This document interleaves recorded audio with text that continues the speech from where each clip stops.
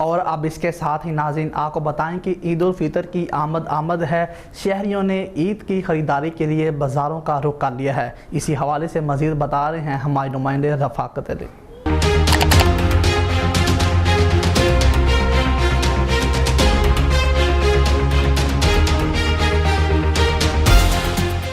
हाँ जी बिल्कुल, ईद करीब आते ही जो है वो गुजरांवाला के बाज़ारों में गहमा गहमी हमें नज़र आ रही है।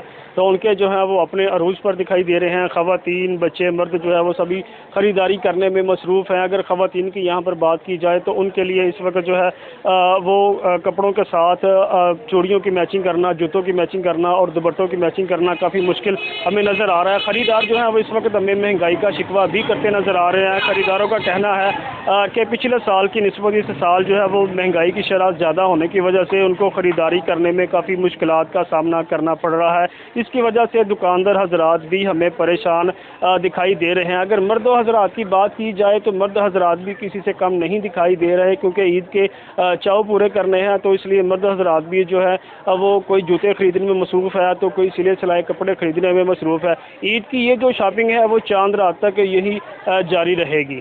जी।